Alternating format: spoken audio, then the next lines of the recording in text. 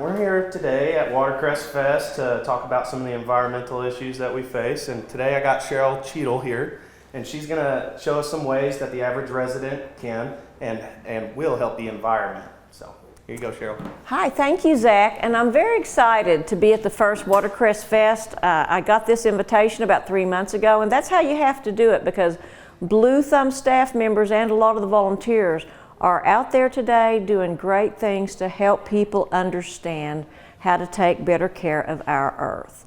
And so thank you, Zach, and the rest of the Cherokee Nation for saying, hey, Cheryl, come to Watercress Fest. This is where it's happening, and I'm happy to be here. I have about a half an hour, and I wanted to think about, in this half an hour, what might I say to you folks that I feel like is important to know about how we care for the earth. Essentially, this model can function like a watershed. Anything that rains on my model is going to end up going into a stream and then end up going into a lake. And I like having a model that I can use with children and adults. The whole point of this is it's interactive. This is an interactive model. So let's say two important things. My model is all runoff.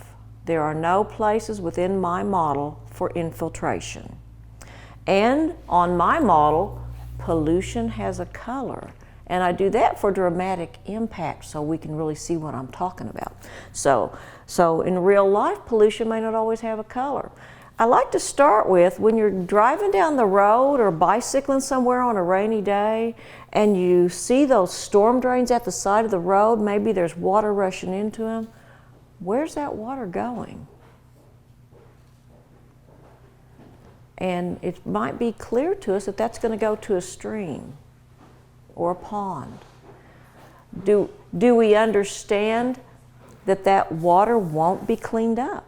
It will go to the nearest stream or river, and if it's carrying pollution when it goes there, it's going to be polluted when it gets there. And so, that's unlike when you do a load of laundry at your home, when you flush a toilet at your home, when you brush your teeth, spit in a sink and rinse it. That water goes to a wastewater treatment plant. So it gets cleaned. Now, if you live way out in the country, that water might go to your own private septic system.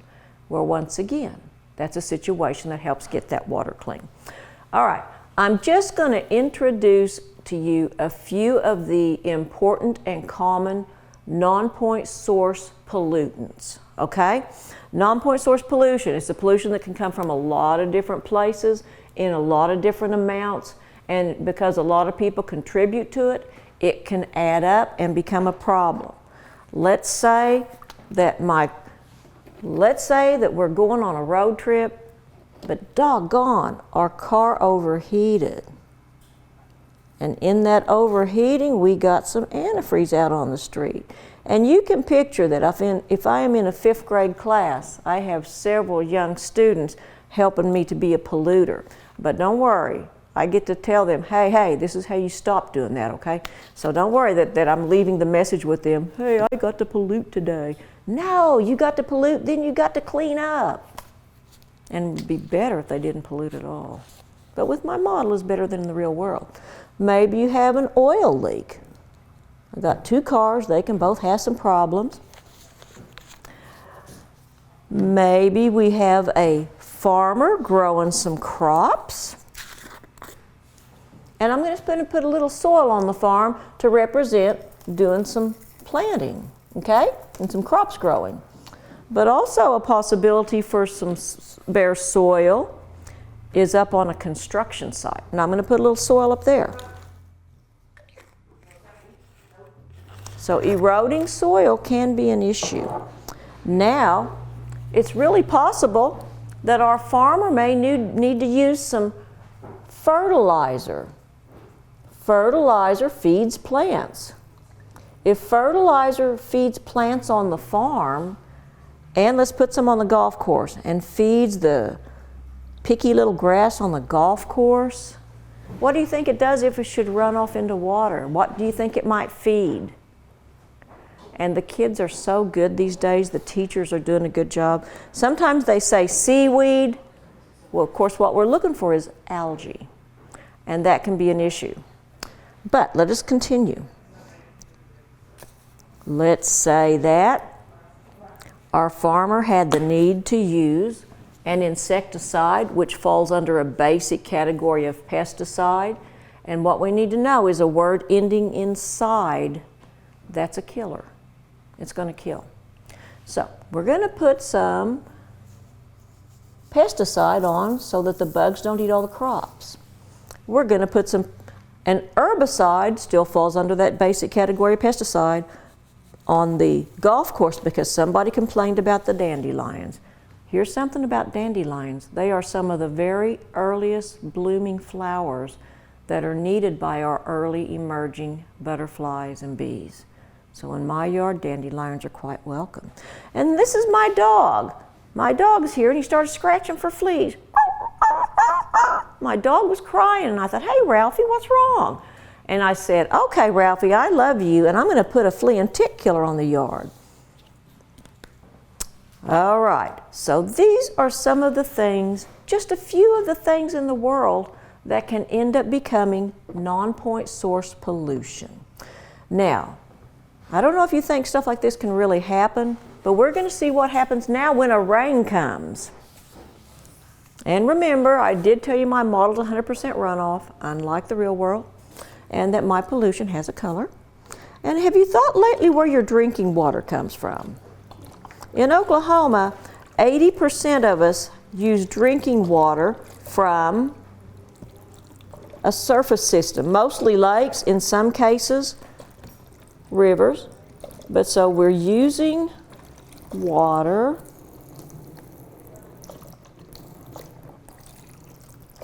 and I have just a little problem with the tilt of my Enviroscape. That's not going to be too hard to fix. So this will make it work a little better. Now then, a little tilt. Thank you for the sacrifice, Ralphie. So if you look at my water does not look like good drinking water in my lake. And if it doesn't look like good drinking water, it's probably not going to look like good water that we expect our fish to live in and our wildlife to drink. Who caused this problem? Well, that answer is we did. We caused the problem. But I'm a hopeful person, so I don't leave us lingering too long in that sad place. I say, you know what the good news is? We can do something about this kind of pollution. And then we're going to jump into, well, the number one thing I'm going to say is, why do we view soil as a problem? I mean, soil, this is like natural. Why can it be a problem? Well, I'm looking at my drinking water lake, and some of the runoff from both the construction site and the farm added a little bit of soil to it. Now, if we get a layer of soil on the bottom of our drinking water lake, do we have the same capacity to hold water? We have just reduced our lake's ability to hold enough water for the masses. And I hope some of you remember what it's like to wade in a creek barefoot and you feel all these rocks under your feet. Well, those rocks make homes for little aquatic insect larvae and even little fish. Now, if we fill those holes up, the deal's going to be we've suffocated their habitat. I mean, picture going home and you're sitting there flipping around on the TV trying to find something to watch, and you hear this little voice in the background, "Fill her up, Mac." Somebody opens a window or your front door, and a dump truck full of sand starts loading it into your house. You'd either get out or get suffocated. And that's what loads of sediment can do in a stream. And an additional thing is, these little sediment particles, they might have bits of fertilizer clinging to them. They might have bits of pesticide clinging to them. They might have heavy metals. We don't know for sure. But they can be a vehicle to carry other pollutants into the water. So sediment is probably the most important pollutant in Oklahoma, and we want to protect our streams from sediment. Now, very simply, if your car isn't running right, you just get it fixed. And I like to turn to the adults in the group and say, hey, is it expensive to have a car? Yeah, these things cost $20,000. I say that because I buy them used. And then these things you have to pay for insurance. You got to make the car payment. All this, so we have to get our cars fixed and keep those oils out. Now I got to cover fertilizers and pesticides.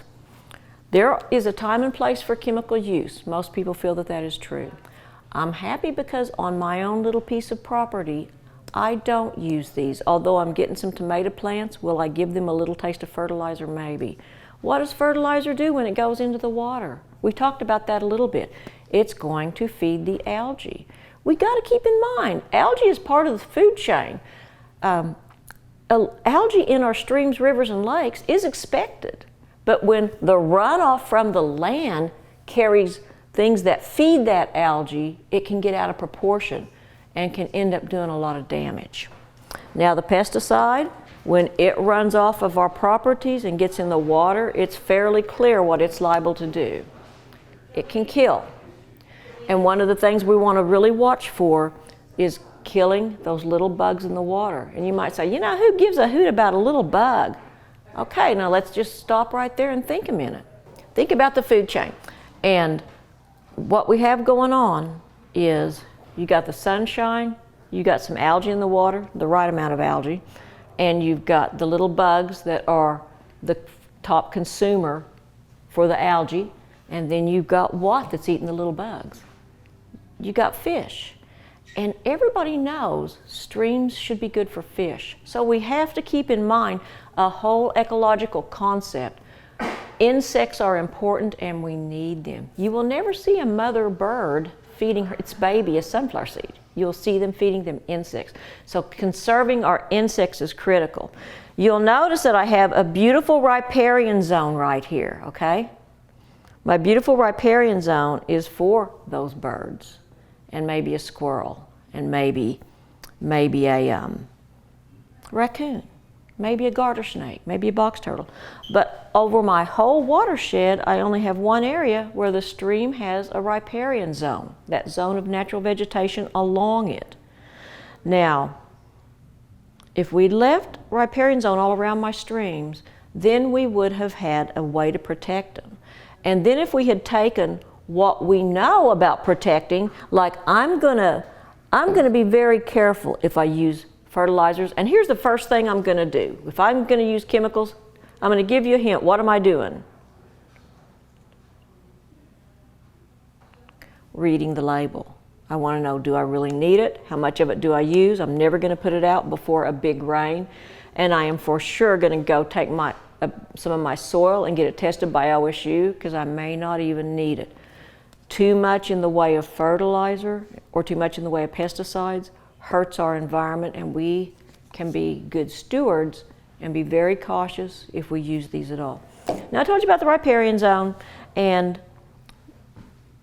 it will help stabilize banks. It will help filter pollutants out of water. It cools the water with its shade, and that makes a more hospitable environment for fish. But we need to leave more riparian zones, and that's one of the things that it's really good to talk to the people who manage the land. Those who manage the land need to understand this, but it's also important to talk to the people who hired the people who manage the land. All right, I'm proud of my farmer because my farmer used a type of agriculture called no-till, where residue was left on the farm, and it really cut down on the amount of erosion that went into our drinking water lake. So that's exciting. Okay, now, when I need to have a clean lake again, I simply pull a plug. I could have gone into more detail with this model, but it was important to me to actually show you some models that are gonna really give you the impression of what rain landing on the Earth's surface is like. So,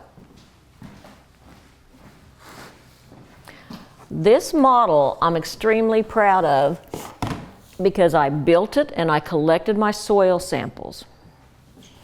And I am going to start with, and because it's spring and April, I've been using it greatly, and it's looking a little tired. But, Christine, I need a volunteer. Would you mind? Sure. If you just stand right here. When rain falls on the earth, here's what we want. We want rainfall to be used by our plants, and what's not used by the plants, we want that to soak into the earth and move towards our aquifers or gently move towards the nearest stream or river. Now this is a manicured lawn, and my lawn is, no, it's not my lawn, but this lawn is kept very short, doesn't have much diversity in it, and so we don't have a very good opportunity for this piece of land to be healthy soil. But anyway, I went and snuck out and got a piece of someone's lawn when they weren't looking. And if you will hold that, what we expect from the earth is water to infiltrate. This is a typical manicured lawn, and I have a bucket under here in case we get infiltration, and I have my volunteer Christine who's going to see if we happen to get runoff. Anybody want to guess? What do you think is going to happen? I think you're going to get runoff. Okay, well, let's see. I have used this before, but I've used it a lot, so it could be compromised.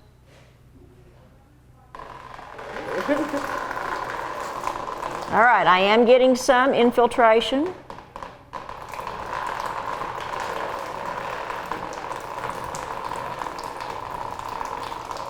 All right, and sometimes this happens.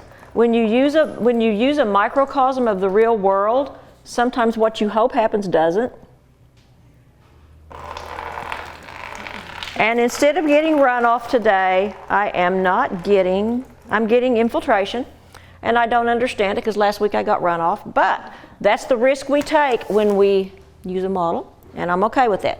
Typically, what this did last week was the water landed on it and it moved straight across it. So what this tells me is that if our soil health has improved, I'm happy about it, but what it tells me is that it may, it may just have some places in it that's allowing water to seep through. But I did my best, but I can show you this. Now this is my lawn, and my lawn, like the manicured lawn, it's looking a little tired, but that's okay. We're going to see what happens when I pour some rain on my lawn. And you can once again think about what could happen. We're going to catch any runoff that comes.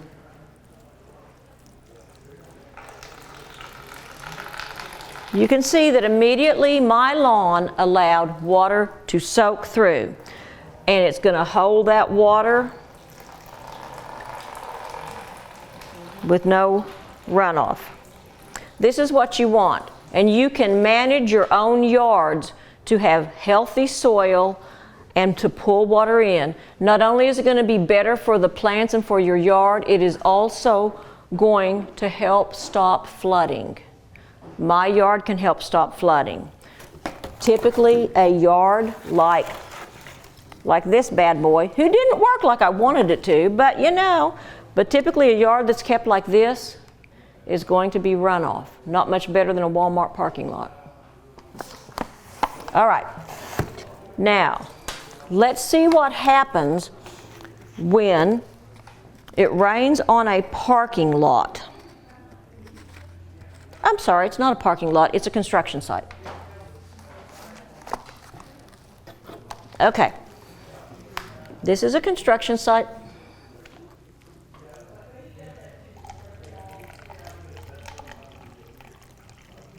It really did run off. Now, I want you to notice this. We've got two important things going on. This site has already lost so much soil that it's crusted over, and we have almost 100% runoff. And not only are we getting runoff, which is problematic, but what we're also getting is runoff with a lot of sediment in it. And you remember what we were saying about this will take up capacity in our streams, rivers, and lakes. It can carry chemicals with it on these particles, and it can fill up the little spaces that are needed by those little creatures that live in the streams and rivers. And we'll talk about this more if you have time to come down to my fish and bug area that will be set up in a few minutes. So, but I also want to show you another thing. Because I was so happy out working on my models that, and you can pour that in that bucket. I also chose to go get a stream riparian zone. And if you remember, we talked about the riparian zone being the land along a stream that is left in its natural state. And I can assure you in northeast Oklahoma, the land along the streams want to have trees, grasses, and shrubs along them. They do not want to be mowed. They do not want to be grazed all the way to the water. Now, let's see what happens when it rains on a natural riparian zone. And I can take you right to where I got this.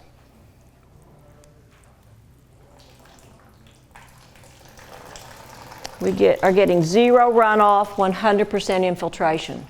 This pulls water into the earth where it's available to plants, where it's moving towards streams and rivers, where it's moving toward aquifers. Runoff is a mistake. When we see a lot of runoff, somebody didn't plan well enough. Pretty exciting. So, and I was also pretty proud just of my prairie. Can you pour some of this water into there? My prairie, which I could take you to where I got it to, my yard behaves like a riparian zone and like a prairie, and it does not behave like a manicured yard. Now my manicured yard right there, there's actually a little story to it. That's probably good. I actually snuck over to my neighbor's house to get it, and then I felt guilty. So I snuck back and replaced it and back in our yard, and I went to another place where there was a bigger yard.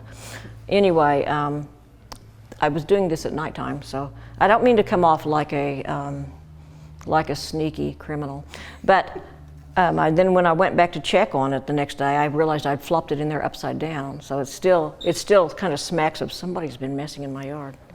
All right, so here is a natural prairie. We are getting zero runoff. This is the way the earth is made. So when our farmer uses no-till farming, when we decide to have a yard that we don't put a bunch of chemicals on, because those chemicals that we're using to kill the variety of species in the grass that we don't want there, those are going to kill other things, and they're going to reduce the life in the soil. Reducing the life in the soil means your soil can't be healthy. And another thing is, when we want just one monoculture, that's not what the earth wants. So I do have a picture of my yard, and I'm excited about my yard, and this year it's very similar. My yard has a diversity of plants. I do not mow too short. I leave it a little higher. I have native plants in certain areas, and native plants are going to have those long root systems that bring water in. But the main thing about my yard is it's a friendly place for creatures. I garden for life. I saw my neighbor one day peeping into my backyard, and she was just saying, "I just love looking at your birds." And I said, "Well, Francie, that's because I garden for life." But she continuously, and I'm not sure what she gardens for, but at any rate, we all can play a role in having a healthier earth. We can play a role in reducing the heat of the earth. I'll also tell you this. On my porch, on a really hot day 2 years ago, I took the temperature on my porch, 105. I snuck to the neighbor's yard and took the temperature near the surface of her earth, but in the shade. I wanted to keep like things together, 105. I took the temperature in my native garden when it was a little taller, and it was 100. Now we could say, is that a big difference? What makes it a big difference is if we can get more people interested and involved. We have a biodiversity crisis, we have a climate crisis, and we have to be talking about it. We have to share with each other We have to have kind hearts so that we can spread a message of protection and bring people along. I think that's pretty much what the Cherokee Nation asked me to come and talk about, so I think we're done. Thank you so much, Cheryl Cheadle, and get in touch with me if you want to know more about living so that we protect our streams and rivers and our bees and butterflies.